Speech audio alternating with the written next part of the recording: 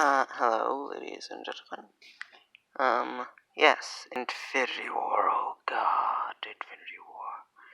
It might be my favorite Marvel movie so far. It was really good for the most part. That they animated phenomenal, oh my god. But, as with all things, the hype is it's gonna experience hype backlash, and I kinda dislike hype backlash whenever it's, extreme cases, because it essentially leads to, oh, you're not allowed to love this, because it's just okay, in my opinion. It gets to a bit extra, but anyway, that's what I'm talking about. I'm going to offer some little constructive criticism, and what I hope happens from here on out. One thing some people are pointing out is that Drax's family, the plotline wasn't utilized well, with the fact that Thanos was ultimately responsible for the deaths of his family. It's only really one line. But what I dislike is how Star-Lord is just... So Star-Lord's arc, what they initially seemed to be building up to, they weren't, but what I thought they were building up to was that he was going to return to Earth in order to help defeat Thanos there. That's what I thought they were going to lead to, because, Star Wars hasn't been to Earth in, like, decades. He just found out a huge revelation about his father and such, and seeing as this may or may not be his last film appearance, unlikely, but still a chance, then it's an even bigger wasted opportunity. Him returning Earth would have also led to the Guardians going to Earth. Wouldn't that be a great source for comedy, since they were kind of already using Drax for that? For instance, Drax maybe seeing a poster of Kevin Bacon saying, "Even greater than in the stories," or something like that. I have a terrible Drax impression. Anyway, another thing is, I kind of wish they had showed us Thanos' backstory instead of just sort of telling us this. I would have empathized him being the main character, as they said he was, in this. And that's about all the... What else?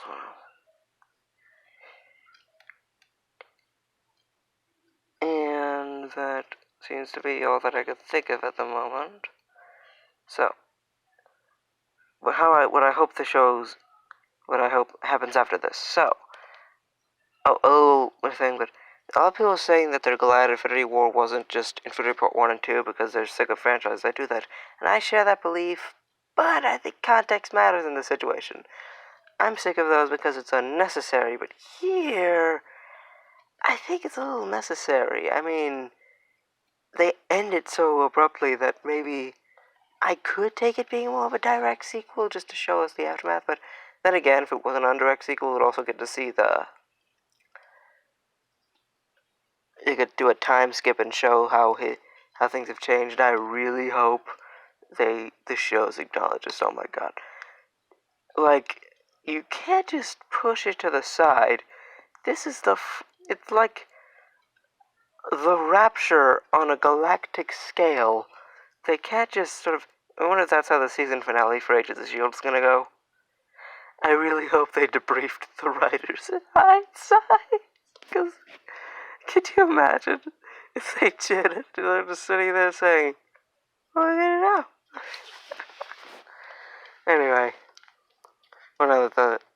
and the Netflix shows, obviously, that could actually be the new sort of main plot line, because they already got rid of the hand, so which was the sort of interconnecting plot line in season 1, kinda.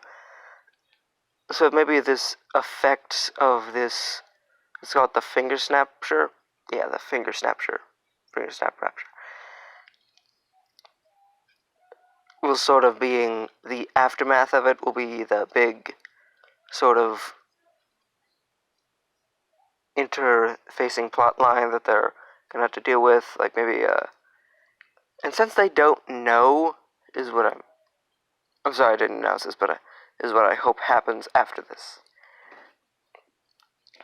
Anyway, dang it, I forgot one little criticism. So here's the thing: if these deaths are permanent, like no one doing it, then I kind of dislike how it's just the original Avengers that survived.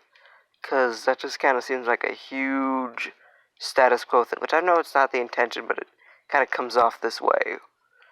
Especially since these are the guys whose contracts might not be. They like doing it, so it's entirely possible they may extend the contracts, but these are the dudes who are. They should probably not put all their eggs in one basket on, but they're introducing Miss Marvel anyway, and I hope Jeremy John's multiverse theory ends up being correct, because that would be a good both ways thing. And of course, that would also be a good way to introduce the multiverse, which I feel the main film should have been introduced. Anyway, back to what I hope happens. One last criticism, sorry guys. So, that this isn't really a thing about the film itself as much as the overarching Phase 3, but the Civil War thing only lasted one movie. I thought that was going to be the overarching theme of Phase 3. Like, they could have different spin-off or different solo films based around how each hero is affected by the Civil War. They could have that be in the Netflix shows, but no, it's really only one movie and this kind of dropped. Bugs me. They could have had Agent Shield do it, like maybe Philip Coulson is sort of on Cap's side, but maybe like some of the others are kind of on their side, and it would be sort of Shield Civil War. They could have even had that be the Defenders plotline, since a lot of people were complaining about the Hand. Them sort of being either one team or the other. And back to what I hope happens. Something I hope happens is that this could be why Miles Morales comes up. I think that because Peter Parker is dead, and that was arguably the saddest scene in this. Like, oh god. I think that's what they're gonna do, like with Miles Morales. They're gonna have him, Tony, sort of come to him and try to get him, or maybe, like at the comics, Miles does it on his own. And I just realized something. Since they were lost in space at the end of Infinity War, Tony, Gamora, Rocket, since they were lost in space, I think it might lead to an arc where they try to get off, kind of become the new Guardians, sort of. They'll shout out to that original ending where, original post-credit scene for Iron Man 3 where Tony goes to space with the space armor and meets them, but they cut it because it didn't make sense. I think that might be pretty cool.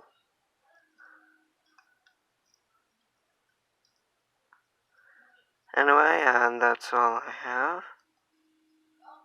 Okay, and since we could seem to still be around, some more constructive criticism I came up with right off the bat.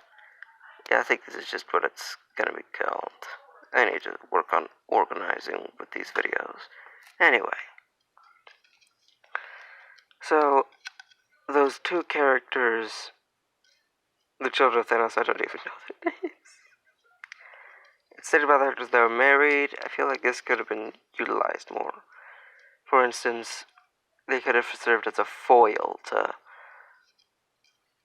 Wanda and Vision. They could have served as that sort of. And maybe one of them ends up sacrificing the other, because that was the overall theme of sacrificing a loved one. In fact, the Children of Thanos in general felt a little wasted, since Gamora didn't really have any, or Nebula didn't really have any scenes with them.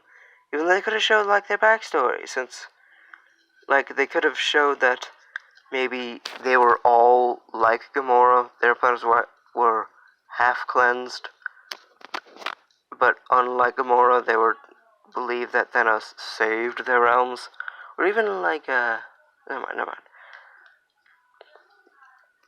And since it says that she hated them the least, or hated Gamora the least out of them, what was their relationship like? There's a lot of sort of interest here, and they kind of interact with everyone they're in scenes with everyone but Gamora or Nebula. So that's a thing. Yeah. Anyway. And I think that's all I got. Well, that's it.